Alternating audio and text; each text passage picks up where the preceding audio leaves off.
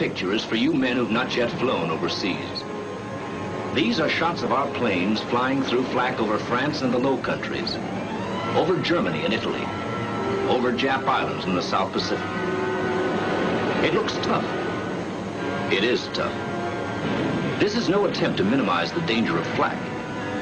The gunners are good, particularly the Germans. Their weapons and methods are good. Good enough to lay a shell on a plane 5 miles up, flying 300 miles an hour. Nevertheless, we've got a higher percentage of planes coming back now. There are a couple of reasons for that. One is the plain guts and skill of our bombers. Another is the increasing information from our flak intelligence. Bomber crews are forewarned as to what to expect, specifically. The Air Force. When I went in, it was the Air Corps, which at that time was part of the Army. But after 1945, they developed their own thing and called it the Air Force, their own deal. What was your rank? A sergeant. What was the most difficult decision you had to make during your time serving? Joining. Flying, and I don't know, try and pay attention to what they taught me. I'd say, because it was a serious thing, at that time. Being up to date on what they taught you and information that was given to you, and to apply it, What was an average daily routine while you're serving? Getting up in the morning and going to bed at night, though.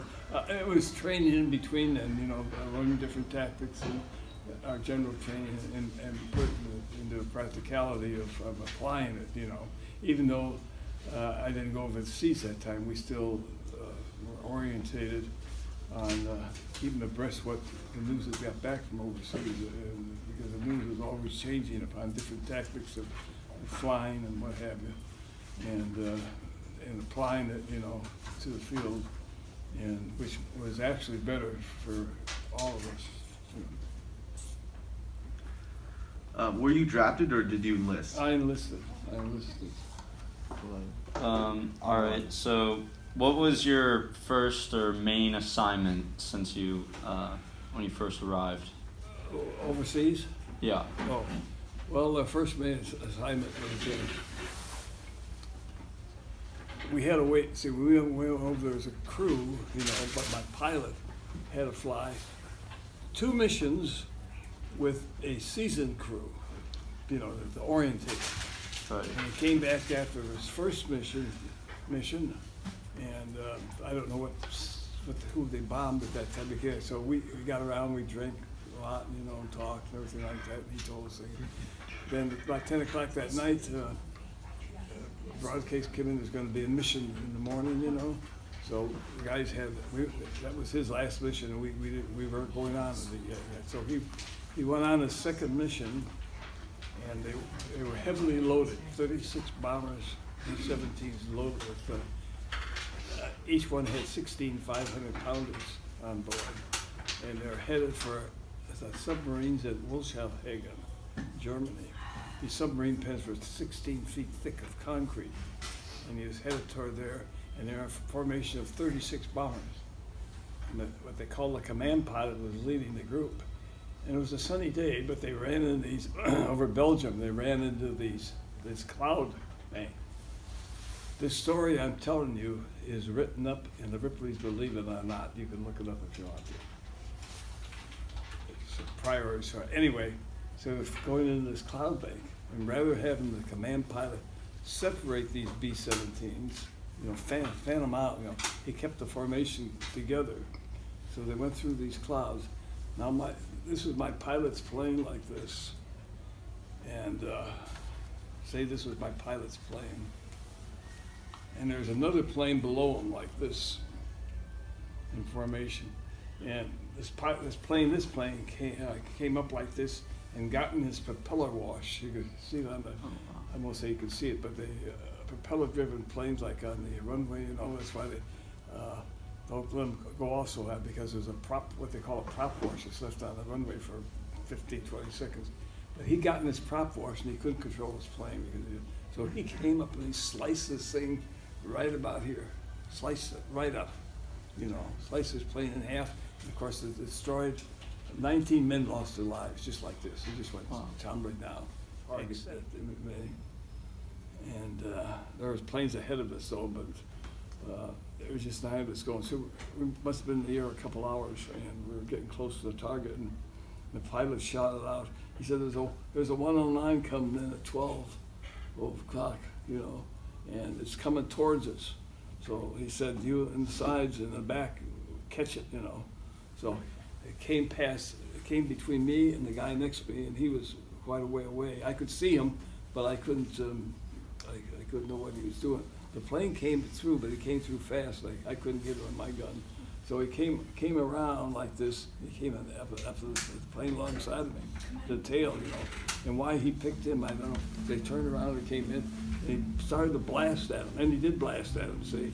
And the gunners, I could see the gunner back there charging the guns, just charging the guns like that, charging. And he wasn't firing. And the pilot was saying, "What the hell is he doing back there?" I said, "He's charging his guns, sir. He's charging his guns."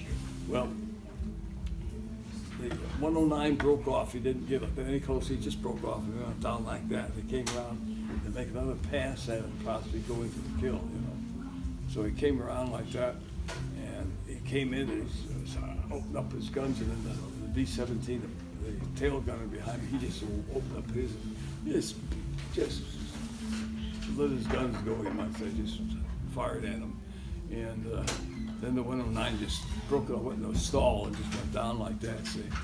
So when we got home, I got back to the base, we asked, "What the hell happened to you out there? What the hell happened?" And he said, he says, "The guy's coming in at me like that, and I'm charging the guns and pulling the trigger, charging the guns and pulling the trigger." And he said, "I couldn't get the damn guns to work." He said, "I checked everything, inside all the instruments, I checked everything." And he said, "Guess what? What it was?" And the guy said, "What happened?" "I had the safety on." Oh my God. A couple of years ago. Oh, yeah. The French Medal of Honor he received. The French government gave me a Medal of Honor for probably, I think it was, they didn't say, but it probably was for the Battle of Bulge, It's cool. So out of all the branches, why did you choose to serve in the Air Force? I wanted to fly. I went in the cadets, but I didn't make it. And did you only fly B-17s, or did you fly? Yeah. Well, when we were, the B-17s, we were thinking of flew in, I'll take that back. After the war, I flew in a B-24, which is the same thing, 4 engines and all that, the bomber, but it looks different than this, There's always an argument between B-24s and B-17s and fighters for the best, And each guy say mine was the best, and each other says the best, so it's argumentative. The B-17 could take a lot of punishment, and the B-24 couldn't. But the B-24 could carry a bigger load, not much, probably 1,000 pounds more, and it could fly a little faster, but not much. But there's always this argument about it. But What is the most admirable trait of your husband? The memory that he has of everything that happened and the work he does at 92. It's hard to believe. With the being a docent at the Air Museum, it's not easy because he's on his feet the whole time, but he knows so much about that B-17. It's amazing.